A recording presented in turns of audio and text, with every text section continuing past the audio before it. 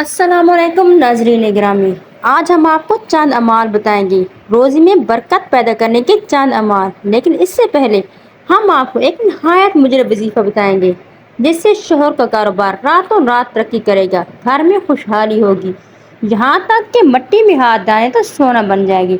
تو چلو شروع کرتے ہیں۔ بسم اللہ الرحمن الرحیم۔ بہت سے لوگ یہ شکایت کرتے ہیں کہ ان کے ہاتھ میں پیسہ ہے، ایسے لوگوں کے رزق میں برکت نہیں پائی جاتی۔ باقی اس مسئلے میں مبتلا افراد روزانہ نماز فجر اور عشاء کے بعد 1100 مرتبہ یا غنیوں کا ورد کریں تو انشاءاللہ رزق میں برکت ہوگی۔ یہ مجرب وظیفہ ہے اور رزق میں بندش ختم کرنے کا بہترین علاج بھی ہے۔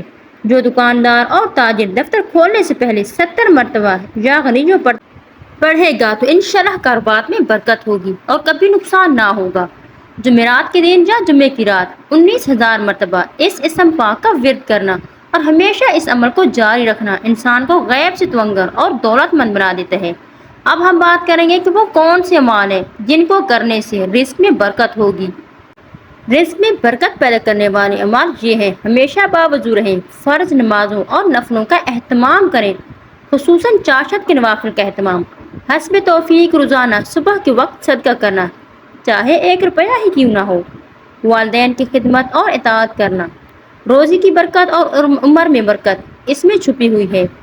جب گھر میں داخل ہوں تو السلام علیکم کہنا، ہمیشہ درود شریف اور سورہ اخلاص کو پڑھنا، فجر کے بعد روزانہ سورہ یاسین، مغرب کے بعد سورہ واقعہ پڑھنا اور سونے سے پہلے اللہ لطیف بعبادہ یرزق من یشاء وهو القوی العزیز اول و آخر درود شریف پڑھ کر 121 مرتبہ پڑھیں۔ فجر کی سنتوں اور فرضوں کے درمیان سبحان اللہ و بحمدہ سبحان اللہ العظیم و بحمدہ استغفر اللہ 100 مرتبہ سارا دن کثرت سے پڑھنا۔ 18,000 مخلوقات کو روزی اسی کی برکت سے ملتی ہے۔ تقویٰ سے رزق میں برکت ہوتی ہے، شکر ادا کرنے سے رزق میں برکت ہوتی ہے۔ رزق کا ایک دروازہ نکاح بھی ہے۔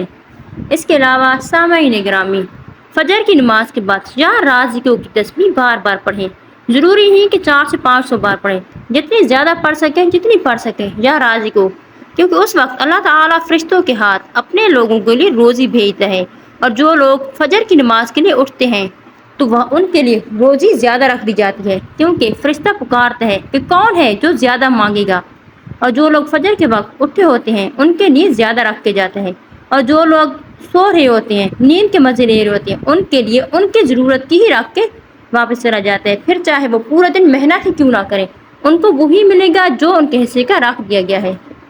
اس لیے رزق میں برکت کے لیے فجر کی نماز کو اپنا معمول بنا لیں، اور ضروری ہے کہ اس میں تسبیحات بھی پڑھی جائیں یا رازقوں کی تسبیح ضرور پڑھیں۔